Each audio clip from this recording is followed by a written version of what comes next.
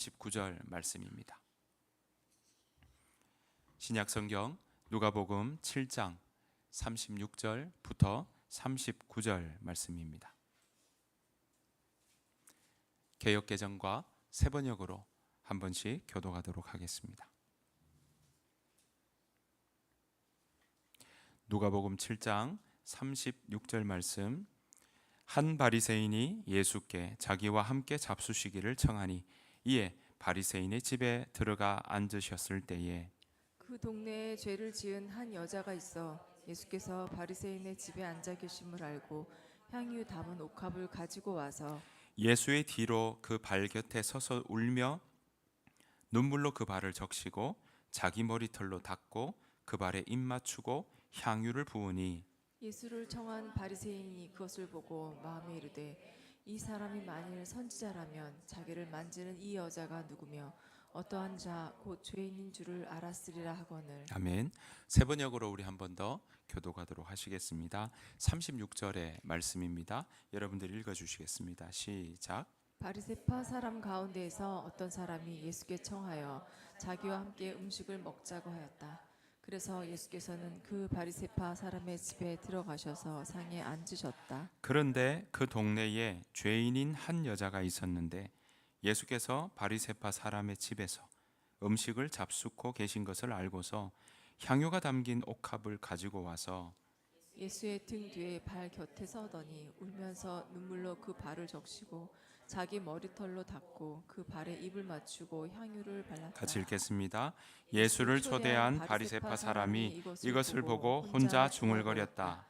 이 사람이 예언자라면 자기를 만지는 저 여자가 누구며 어떠한 여자인지 알았을 터인데 그 여자는 죄인인데. 아멘. 5월의 첫 주입니다.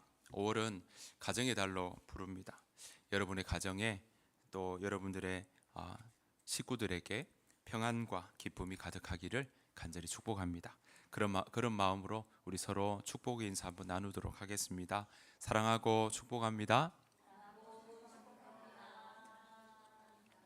네, 지난주부터 우리는 예수님의 식탁이라는 주제를 가지고 함께 주의 말씀을 나누고 있습니다.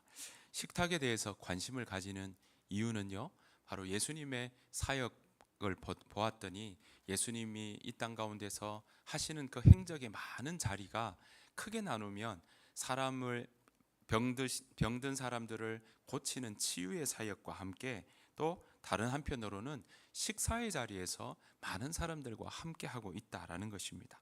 그 모습은 지난주 우리가 보았던 누가복음 5장에서도 나오지만 오늘 누가복음 7장에서도 고스란히 나오고 있다라는 사실입니다. 먼저 오늘 우리가 7장 36절을 봤는데요. 7장 1절부터 잠깐 보면 두 가지 사건들이 나오거든요. 7장 1절, 2절 보면 첫 번째 백부장의 이야기가 나오는데 7장 1절 보시면요. 제가 한번 읽어보겠습니다. 예수께서 모든 말씀을 백성에게 들려주시기를 마치신 후에 어디로 가신다고요? 가버나움으로 들어가시니라.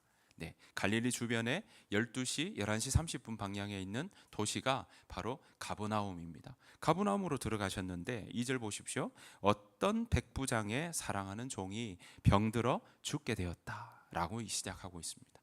자, 그래서 10절까지가 백부장의 종을 예수님께서 고쳐주시는 일을 하시게 되는 걸 우리는 볼 수 있습니다. 그걸 고치시면서 그러니까 백부장의 그 마음이 안타까운 필요가 그 종이 병들어 죽게 되었다라는 부분 때문에 그 필요를 들으시고 그 필요를 채우시며 예수님은 그걸로 끝내시는 것이 아니라 바로 예수님께서 하나님 나라가 무엇인지 알려주시고자 하는 것이죠. 게다가 보십시오. 그것만 끝난 것이 아닙니다. 자, 7장 11절 말씀 보시면 11절 시작이 이렇게 나옵니다. 그 후에, 그 말은 뭡니까? 가브나움에서 백부장의 종을 고치신 후에, 자, 예수께서 그 다음 옮기십니다. 나인이란 성으로. 우리는 늘 나인성 이렇게 이야기하죠. 성 이름이 나인인데요. 나인이란 성으로 가실새 제자와 많은 무리가 동행하더니 성문에 가까이 이르실 때에 사람들이 한 죽은 자를 메고 나오니 이는 한 어머니의 독자요, 외아들인 거죠. 그 어머니는 과부라라고 나오고 있습니다. 자, 여기서부터 나오는 20절까지 쭉 나오는 것도 나인성의 과부의 아들을 다시 살리시는 일들을 하고 있다라는 것입니다. 그러니까 보시는 것처럼 지금 7장에서부터 지금 두 가지 사건도 모두가 뭡니까? 네, 사람을 병든 사람을 치유하시고 고치시는 일, 이 가운데 있다라는 겁니다. 게다가 7장 21절 말씀을 보면요, 이렇게 나옵니다. 그때에 예수께서는 질병과 고통과 악령으로 시달리는 사람을 많이 고쳐주시고 또 눈먼 사람을 볼 수 있게 해주셨다라고 그렇게 언급하고 있는 것을 봅니다. 그러니까 누가는 계속 지금 뭘 보고 있습니까? 아, 예수님이 지금 가는 곳마다 사람들을 치유하시고 그리고 그 사람들을 살리시는 일들을 하고 있구나라는 걸 계속 기록하고 있다라는 사실입니다. 자, 그 다음에 나오는 이야기가 오늘 함께 보고 있는 이 본문입니다. 자, 그 다음 나오는 이야기, 예수님은요 바리새파 사람의 집에 들어가셔서 식사하시는 내용을 누가는 지금 적고 있습니다. 자, 37절 38절 말씀입니다. 자, 세 번역으로 한번 읽어볼게요. 그런데 그 동네에 죄인인 한 여자가 있었는데 예수께서 바리새파 사람의 집에서 음식을 잡수고 계신 것을 알고서 향유가 담긴 옥합을 가지고 와서 예수의 등 뒤에 발 곁에 서더니 울면서 눈물로 그 발을 적시고 자기 머리털로 닦고 그 발에 입을 맞추고 향유를 발랐다라고 이야기하고 있습니다. 누가는 지금 예수님께서 식사하시는 장면을 설명하고 있는데 이게 그리고 있는 내용들이 로마 시대의 식사의 장면을, 식사 모습을 설명을 하고 있습니다. 우리랑 조금 달라요. 그래서 이 내용들을 보면 어떻게 식사하는데 발을 씻었지? 라고 생각할 수가 있습니다. 로마 시대에는요, 식사하는 사람들이 가운데 놓인 이 테이블, 밥상을 있으면 주변으로 삥 둘러가면서 긴 의자에 이렇게 비스듬히 눕습니다. 비스듬히 기대고요. 몸은 앞쪽으로 하지만 발은 식탁의 반대 방향으로 이렇게 눕는 겁니다. 그러니까 반대쪽이 발이 되고 식탁은 이제 앞쪽이 되는 거죠. 이렇게 기대어 가지고 먹는 그런 모습이 되는 거죠. 자, 그런 상황에 앞에는 빵과 포도주가 있고 거기에서 빵을 포도주에 찍어 먹고 그리고 사람들이 이 터진 통로, 사람들이 이렇게 둥글게 있다면 한쪽 터진 면으로 이 사람들이 하인들이 와서 요리를 갖다 놓는 형태가 바로 이렇게 모인 그런 모습이 바로 식탁의 모습이고요. 여기에서 먹으면서 서로 토론하고 서로 이야기 나누는 이야기들을 로마의 식사 모습이라고 하는데 이걸 다른 말로 향연, 심포지움이라고 합니다. 심포지움이 바로 여기에서 나오는 이야기인 거거든요. 자, 그런 이야기 속에 지금 바리새파 이 사람하고 함께 식사를 나누며 있는데 지금 이 한 여인이 와서 눈물로 울면서 이 예수님의 발을 적시고 머리털로 닦고 그 발에 향유 부어서 입 맞추고 향유를 바르는 일들이 지금 있다라고 이야기를 하고 있는 겁니다. 왜 이렇게 들어올 수 있을까? 우리로 치면 이해가 안 되지 않습니까? 방에 적어도 집에 들어오려면 문을 열고 들어와야 될 텐데 어떻게 이렇게 밥 먹고 있는데 생각지도 못한 사람이 들어올 수 있느냐라고 생각해 볼 수 있는데요. 예수님 당시에 규모가 큰 집들에는 공공장소와 사유지의 중간쯤이 되는 그런 공간들이 있습니다. 그렇게 있었다고 해요. 그러니까 지금 우리의 집 구조와는 다른 모습입니다.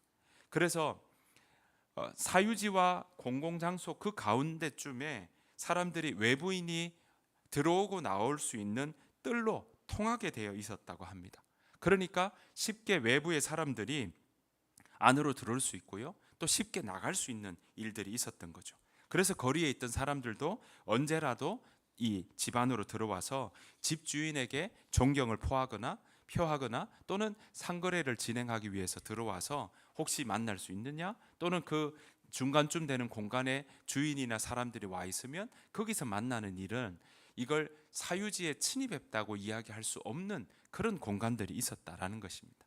이 공간에서 가난한 사람들이 또는 거리에 다니다가 정말 배고픈 사람들이 여기에 와가지고 혹시 식탁에 저쪽에 있는 사람 중에 음식이 남으면 자기에게 좀 주지 않을까 하는 마음으로 음식을 기대하며 기웃거리는 일들도 있었다라고 합니다. 자, 그런 구조로 본다면 바로 이 여인은요, 아마 공공장소 외부에 있다가 거기에서 소위 말해서 얼쩡거리다가 그러다가 집안 부엌으로 슬며시 들어와서 지금 식탁에 있는 그 자리 뒤쪽으로 와가지고 바로 예수님의 발을 향유를 붓고 닦기 시작했던 것이라고 우리는 상상해 볼 수 있는 것입니다. 문제는요, 그렇게 식사할 수 있구나, 뭐 충분히 일어날 수 있는 이야기구나 라고 생각해 볼 수 있는데, 문제는 그곳이 보통 사람들의 집이 아니라는 게 문제입니다. 오늘 보시는 것처럼 이 사람의 집은, 이 사람의 신분을 뭐라고 합니까? 바리새인이라고 합니다. 이것은 바리새인의 집이고요, 바리새인들은 어떤 사람들이냐면 이방인들과는 만나지도 않고 자신의 정결을 지켜야 되는 사람들입니다.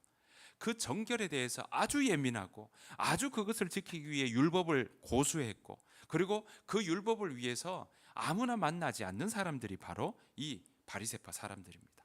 그래서 이들은요, 바리새파 사람들은 죄인인 이 여자처럼 이렇게 보이는 사람들이 오면 더럽다고 이 낙인이 찍힌 이들과는 접촉은 뿐만 아니라 만나지도 않는 일들이 대부분 많았습니다. 오늘 나오는 이 여인도 대놓고 매춘부라고 이야기하지 않습니다. 창녀라고 부르진 않았지만 37절 말씀에 보면 누가는요, 그녀를 뭐라고 이야기하냐면 동네에서 뭐라고 되어 있습니까? 죄인이다. 누가는 이 여인을 동네에서 죄인이라고 지칭한다라고 합니다. 그 말은 뭡니까? 동네에서 죄인이니까 이 사람에 대해서는 사람 취급하지 않는 겁니다. 인간 취급하지 않는 겁니다. 그러니까 이 누가는 동네에서 한 죄인이라고 하지만 그때 당시 사람들은 다 저 여인 매춘부 여인이라는 거죠. 여러분 생각해 보십시오. 다 격을 차려입고 만찬에 또 화려하게 서로가 이렇게 이야기하고 있는데, 초대받지 않은 것 같은 사람이 왔는데 전혀 차려입지 않고 또 사람들로 하여금 너무 민망한 모습으로 만약에 그 자리에 왔고, 그런 사람들이 와가지고 그 옆자리에 앉아서 팔짱을 낀다든지 같이 막 이렇게 앉아 있는데 아무 이야기 하지 않는다면 사람들이 어떻게 보겠습니까? 오늘 예수님도 마찬가지입니다. 바리새인과 함께 식사를 나누는 그 자리에 지금 매춘부인, 창녀인, 이 동네에서 죄인이라고 불리는 이 사람이 지금 예수님의 발을 만지고 있다는 자체는 바리새인인 입장에서는 너무 한심하게 보이는 겁니다. 게다가 어떻게 저럴 수가 있는가라고 생각할 수밖에 없는 겁니다. 그래서 바리새파 사람은요, 이렇게 중얼거립니다. 자, 39절 말씀입니다. 예수를 초대한 바리새파 사람이 이것을 보고 혼자 중얼거렸다. 이 사람이 예언자라면 자기를 만지는 저 여자가 누구이며 어떠한 여자인지 알았을 터인데, 그 여자는 죄인인데. 이 말은 뭡니까? 이 사람은 예언자가 아니다라는 의미인 거죠. 그러니까 그렇게 그런 사람도 못 알아보냐? 라고 하는 마음들이 이 가운데 있는 겁니다. 그러니까요, 바리새인들 입장에서는 이 여인은 마치 자기에게 가까이 오면 자기가 정말 정결을 지키지 못하는 게 되니까 어떻게 보냐면 전염병과 같이 봤던 겁니다. 전염병과 같은 존재로 여겼던 겁니다. 왜냐하면 정결을 지켜야 하는 바리새인 입장에서 그녀를 만난다는 거, 이 동네의 죄인 같은 이 여인을 만난다는 거, 함께 있는다는 것, 더군다나 식사 자리에 지금 같이 있다는 거, 이건 자기에게서는 너무너무 지금 싫은 상황이고, 이건 말도 안 되는 이야기라고 얘기할 수밖에 없는, 상상조차 하기 싫은 끔찍한 상황이 지금 벌어졌다고 생각하고 있는 겁니다. 여러분, 그런데 하지만 예수님은 지금 뭐 하고 계십니까? 가만히 계십니다. 그 말은 뭡니까? 받아주신다는 거죠. 이 여인이, 오늘 누가도 동네에서 죄인이라고 불리는 이 여인을 예수님은 지금 뭐 하고 있습니까? 그가 하는 향유를 붓고 눈물로 자기 머리털로 닦고 있는 그 모습에 대해서 그대로 받아주고 있다라는 겁니다. 여러분, 머리털로 이렇게 닦고 풀어서 닦는 이 모습은요, 부부가 있는 그 잠자리에서 하는 행동처럼 보이는 그 모습이기 때문에 이건 늘 식사 자리에서 하고 이렇게 하지 않는 시대이거든요. 그러니까 그렇게 하는 행동이 얼마나 눈에 바리새파 사람에게는 거슬렸겠습니까? 그러나 예수님은 이 여인의 그 마음을 보시고 진심을 보시고 왜 이 여인이 이렇게 예수님 앞에 나오고 자신의 모든 걸 자신이 가지고 있는 향유, 이 기름이 귀한 거지 않습니까? 그것을 다 쏟아 부어서 씻을 만큼 자신의 그 마음이 무엇인지 꿰뚫어 보셨기에 그것을 제지하지 않으셨습니다. 그렇게 예수님은 받으셨던 것입니다. 여러분, 이렇게 예수님이 받아주시는 거는요, 비단 이때만이 아닙니다. 오죽하면 사람들은요, 예수님을 이렇게 불렀습니다. 34절 말씀인데요, 오늘의 제목도 여기에서 나왔습니다. 같이 한번 읽어보실까요? 시작. 그가 와서 먹고 마셨다. 그러자 너희들은 봐, 저 사람은 먹보요 술꾼이며 세리와 죄인의 친구로구나 라고 말한다. 네, 사람들은 뭐라고 이야기합니까? 예수님을 별명이 있습니다. 뭐라고 부릅니까? 먹보요 술꾼이다 라고 부릅니다. 여러분들도 학창시절에 여러 별명들이 있으시죠? 또 주변의 사람들이 여러분들을 부르는 이름들이 있지 않습니까? 네, 아마 그 사람의 특징을 이야기하는 경우들도 있고요, 또 뭘 잘하면 또 그것에 대해서 이야기할 때도 있습니다. 저희 친구들은 저한테 하는 여러 가지 별명 중에 하나는 떡빵이였습니다. 덕빵이. 앞에 복자 붙이면 복덕빵입니다. 왜냐? 길눈이 밝다고 해외에서도 한 번 간 길을 이 다음 길은 뭐지? 이 다음에 돌면 어떤 건물이 나오지? 자꾸 제가 그러니까 너 여기서 복덕빵 해도 되겠다 라고 하면서 불린 게 복덕빵이었습니다. 그런 특징이 있는 거죠. 근데 오늘 보십시오. 예수님이 뭐라고 합니까? 예수님에게 저 사람은 먹보요 술꾼이다. 여러분 상상이 가십니까? 우리는 예수님에 대해서 왠지 옆에 이렇게 콧날이 오똑하시고 약간 긴 머리에 그 서양의 느낌이 가득한 약간 옆으로 서 있는 그런 모습을 보면 거룩한 이 예수님의 모습이라고 생각을 하는데, 거기에 밑에 먹보요 술꾼이라고 적으면 여러분 이게 상상이 가십니까? 그런데 자세히 보십시오. 우리가 늘 성화의 그림에 보는 예수님의 모습과는 오히려 누가가 전하고 있는 이 예수님의 모습이 더 예수님의 모습과 가깝다라는 겁니다. 오히려 예수님의 모습을 제대로 잘 전하고 있다고 이야기할 수 있는 겁니다. 바로 먹보요 술꾼이라고 불렸던 것입니다. 그렇습니다. 예수님은요, 그들과 함께 먹는 일 마다하지 않으셨습니다. 그들과 함께 포도주를 마시는 일 마다하지 않으셨습니다. 술꾼이라 할 정도로 잘 마셨다는 것도 우리는 짐작해 볼 수 있는 겁니다. 여러분, 그렇게 먹보와 술꾼으로 불리면서 뭐 하고 계십니까? 당시에 하층민, 배신당한 자, 멸시받는 사람, 오늘 보시는 이런 죄인이라고 지칭받는 창녀들, 또 사람들이 다 외면하고 조롱하고 욕하고 다니고 침뱉고 다니는 세리들 만났고요, 술꾼들 만나고 정신병자 만나고 빈털터리 만나고 형편이 어려워서 이거 먹고 이제는 끝난다고 생각하는 그런 어려운들을 만나고요, 마음이 병이 들어서 귀신 들린 사람들을 만나고요. 그렇게 한마디로 어떻게 보면 정말 답답하고 어쩌면 엉망진창인 그런 삶을 살아가는 사람들의 친구셨습니다. 예수님에게 먹보요 술꾼이라는 별명이 붙을 만큼 예수님은 그들과 함께 이렇게 먹고 마셨고 그들과 함께 자리하는 것을 다른 사람들이 욕하고 예언자도 아니라고 이야기했지만 예수님은 그들을 외면하지 않으셨고 오히려 찾아가셨습니다. 삭개오를 찾아가셨고요, 오늘 바리새파 사람들과 식사를 하는 자리까지도 갔습니다. 이렇게 비난하는 별명을 붙인 이유가 있어요. 사실 먹보와 술꾼이라는 게 그냥 단순히 이 바리새파 사람들이 예수님은 지금 먹보와 술꾼이야 라고 부르는 이유가 있습니다. 신명기 21장에 보면요, 신명기 21장 20절 21절에 보면 이렇게 나와요. 제가 한번 읽어볼게요. 그 성읍의 장로들에게 우리의 아들이 반항만 하고 고집이 세어서 우리의 말을 전혀 듣지 않습니다.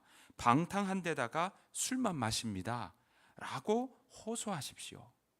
그러면 그 성읍의 모든 사람이 그를 돌로 쳐서 죽일 것입니다.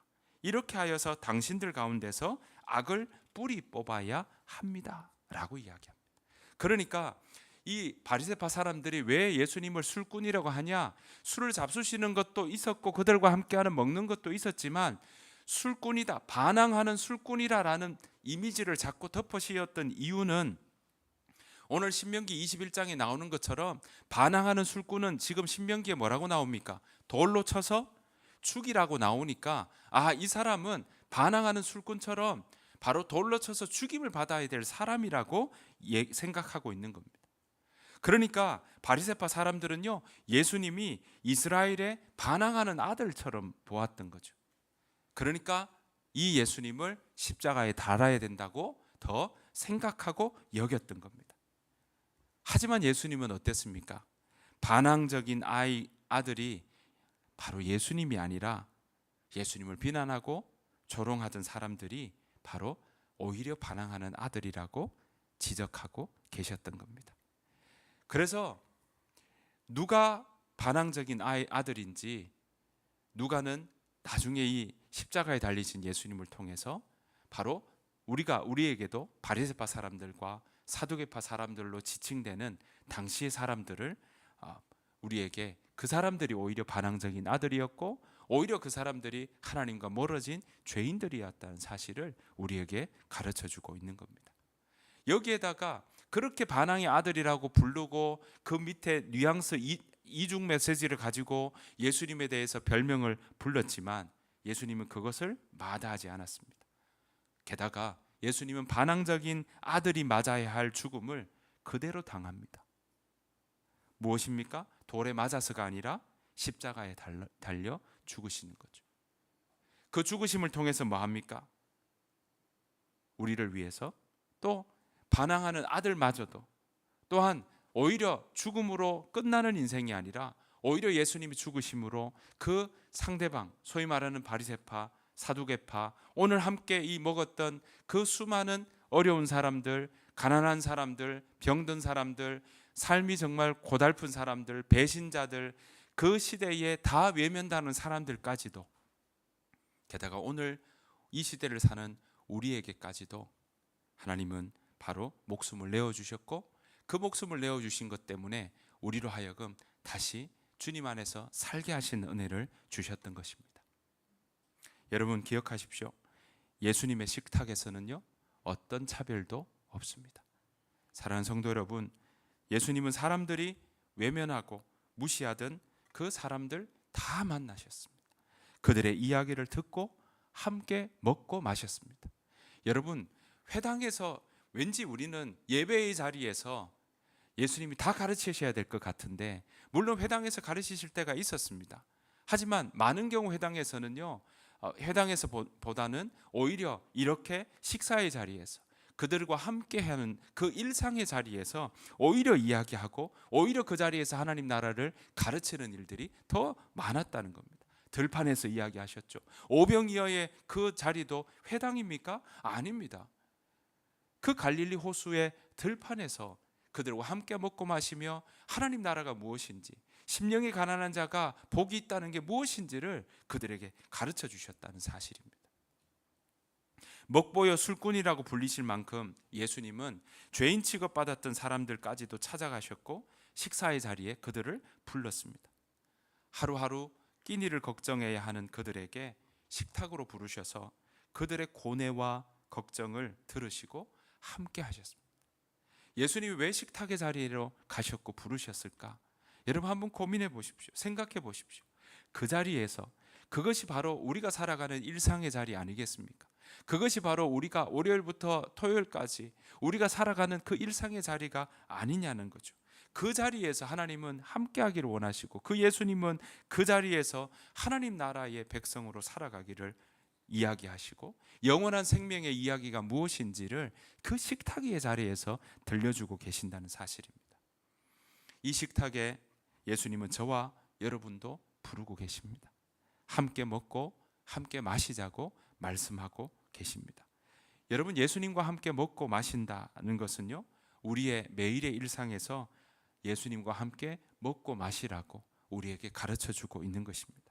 그 예수님의 말씀과 가르침을 먹고 마시는 것과도 연결되어 있는 것입니다.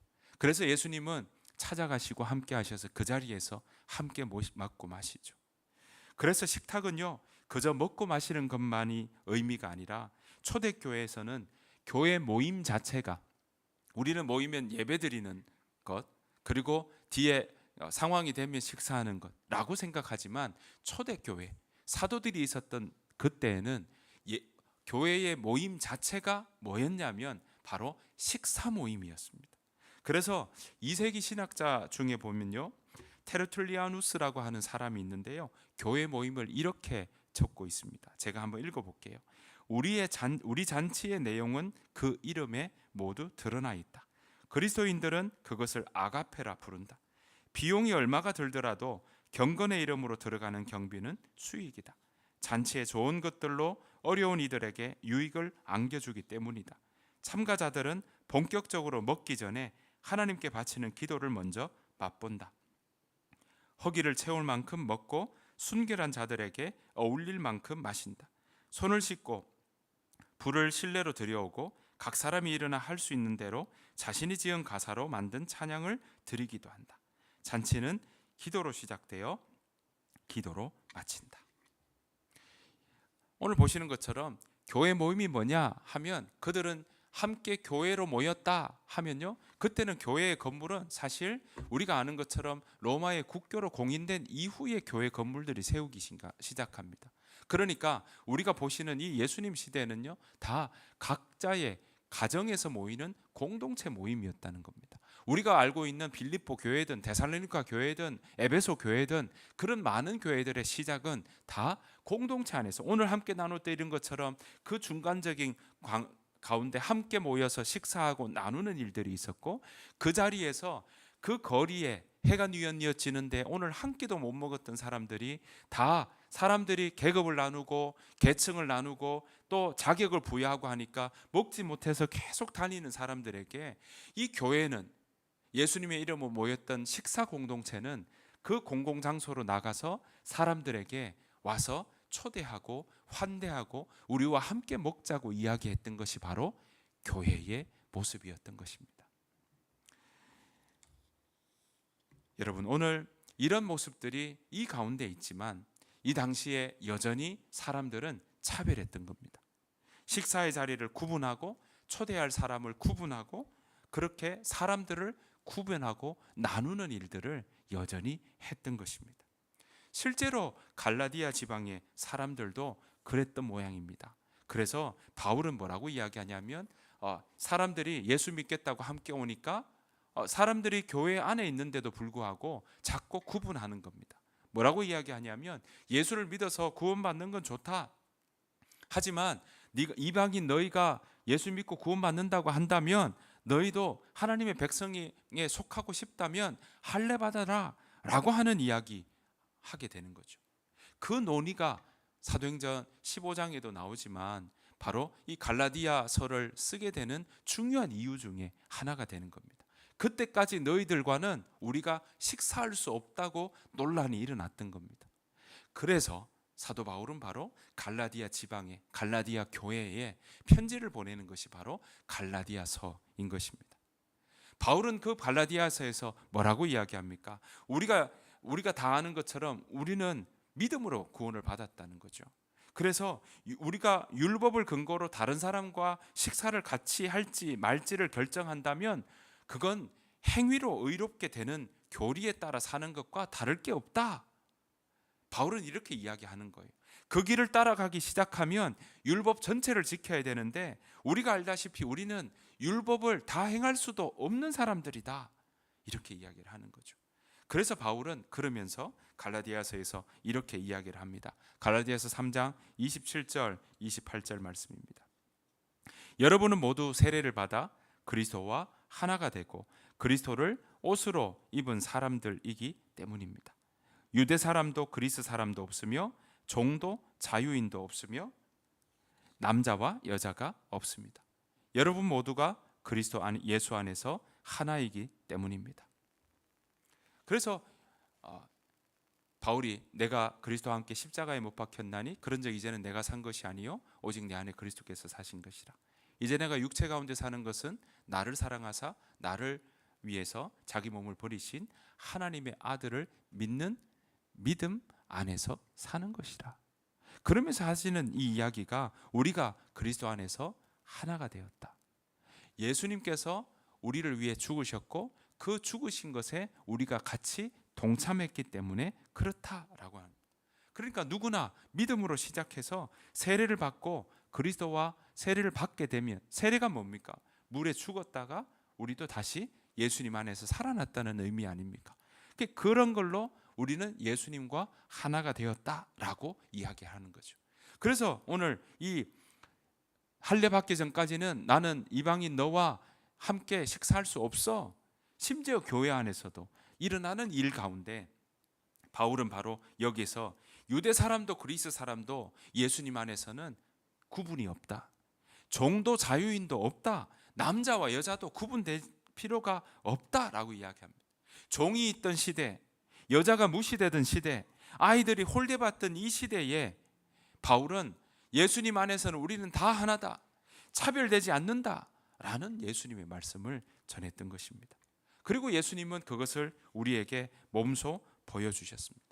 식탁의 자리에서 함께 먹고 마시는 일을 통해 우리가 하나님 안에서 하나가 된다. 다른 말로요, 식구가 된다. 함께 먹는 자리다. 그 자리에는 차별이 없고 그 식구가 되는 것, 그걸로 오늘 우리에게 가르쳐 주셨던 것입니다. 그래서 예수님은 만찬 마지막에도 제자들과 함께 뭐 합니까? 함께 만찬을 나누는 것입니다. 여러분, 예수님은 그 예수님의 식탁에서 우리를 하나로 불러주시고 하나로 묶어 주십니다. 바로 예수님의 식탁이 바로 우리가 예수님 안에서 하나가 되고 공동체가 된다는 사실을 우리에게 가르쳐주는 자리가 바로 식탁의 자리인 겁니다. 여러분, 우리는 알고 있습니다. 교회에 오는 많은 우리 서로가 다 서로 성격도 다르고 MBTI도 다르고 서로 살아온 환경도 다르고 처지도 다르고 바라보는 관점도 또 이야기하는 내용도 서로가 관심사도 다 다릅니다. 그래서 그 차이 때문에 때로는 우리가 이견이 있을 수 있고 서로 다툼도 일어날 수 있고 또 갈등을 낳을 수밖에 없는 모습들도 참 많이 있지 않습니까? 그러나 우리는요, 다 같이 예수님의 죽음과 예수님의 부활에 예수님을 믿는 그 사람 모두가 바로 예수님의 죽음과 부활에 참여한 자가 되었다라고 우리에게 가르쳐 주셨고, 우리가 하나님의 자녀가 되는 권세를 우리에게 주셨다는 사실을 우리는 기억해야 할 것입니다. 예수님의 죽음이 우리의 죽음이고 예수님의 살아나심이 곧 우리의 살아남이요, 우리가 이 땅 가운데 영생을 품고 살아가는 하나님의 자녀가 되었다는 사실을 우리는 기억해야 할 것입니다. 이것은 우리의 행위로 이어진 것이 전혀 아닙니다.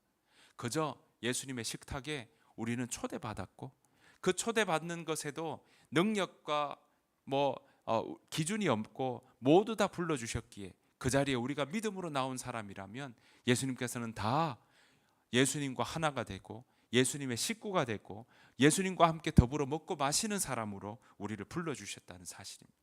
그것을 받아들이는 전적 믿음으로 받은 선물이 바로 우리 하나님께서 우리에게 주신 구원의 자리요 은혜의 자리인 줄 믿습니다. 여러분, 그 마음으로 우리는 지금도 우리는 성찬을 하죠. 우리가 많은 경우 가면 예배의 자리에 떡을 떼는 모습과 성찬식을 하게 되는데 그 성찬식의 모습의 진정한 의미는요, 바로 함께 먹는 모습입니다.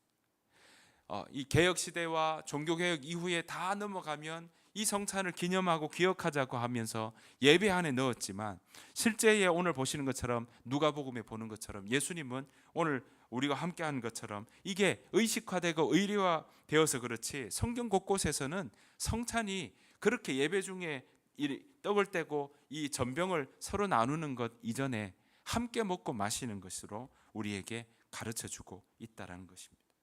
그래서 예수님은 여전히 우리에게도 식탁의 자리로 불러주십니다.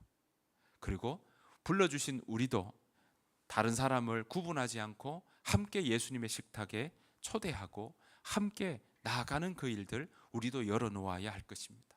왜냐하면 우리도 거기에 자격 없는데 그 하나님의 부르심에 초대받았기 때문이요. 또한 아직 초대받지 못한 사람들도 우리가 함께 초대하는 이유는 우리의 행위가 아니라 우리의 자격과 우리가 달라서가 아니라 바로 예수님이 그들 또한 사랑하시고 함께 초대하기 때문에 그렇습니다. 그 예수님의 식탁에서 예수님은 우리와 함께 마시고 먹고 그렇게 먹보고요 술꾼이라고 하신 만큼 우리와 더불어 함께 먹고 나아가기를 원하신다는 사실입니다. 그 사실을 우리가 기억하며 나아가기를 원합니다. 그 자리에 우리가 함께 먹고 마시는 그 일상의 자리가 우리 가운데 일어나야 될 줄로 믿습니다. 우리의 일상에서도요 예수님과 함께 먹고 마시는 삶이 되기를 바랍니다. 혼밥하는 일이 많지만 그 자리에도 예수님께서 함께 하신다는 사실을 우리가 마음에 두시기를 바랍니다. 그것이 일상에서 드리는 예배요 제사입니다. 여러분, 성경에서 나오는 제사의 원래 의미는요 하나님께 올린다라는 의미가 있습니다. 그래서 레위기 보면 계속 각 뜨고 향기 올리고 번제, 소제, 화목제, 속죄제, 속건제 이러니까 계속 그 고기를 태워 올린다니까 이게 그 고기의 향기가 왜 향기로운 제사냐고 연기가 향기로운 제사냐고 하시는데요. 연기가 어떻게 보면 고기의 가장 작은 입자잖아요. 소제도 뭡니까? 곡물을 고운 가루로 갈았다고 하거든요. 가장 작은 걸로 올려드리는, 영어로 따진다면 제사는요 고업입니다. 그것이 바로 성경이 우리에게 가르쳐주는 예배요 제사인 겁니다. 우리의 생각을 하나님께 올린다면 그것이 바로 그 자리가 제사요 번제요 예배인 것입니다. 그것이 바로 하나님께 향기로운 것입니다. 오늘 예수님은 우리를 부르시고 오늘 예수님과 함께 동행하며 예수님을 바라보고 하나님을 생각하는 것, 하나님을 끊임없이 바라보고 내 마음에 영원을 품고 살아가는 것, 그것이 바로 예수님의 식탁에 초대된 우리의 삶의 자리요, 그것이 바로 로마서에 나오는 거룩한 산제사가 되는 것입니다. 사랑하는 성도 여러분, 우리를 부르시는 그 식탁에 우리가 주저하지 않고 그 식탁에 늘 참여하는 저와 여러분들의 삶이 되시기를 간절히 축복합니다. 그리고 예수님과 함께 먹고 예수님과 함께 마시며 예수님과 함께 더불어 이 땅 가운데 살아가는 저와 여러분들의 삶이 되시기를, 또한 우리 지체들과 함께 나누며 함께 마시며 먹으며 그 자리에서 예수님을 생각하고 함께 나누는 그런 사랑의 나눔이 우리 가운데 풍성하게 일어나기를 간절히 축원합니다. 우리 시간 함께 찬양하며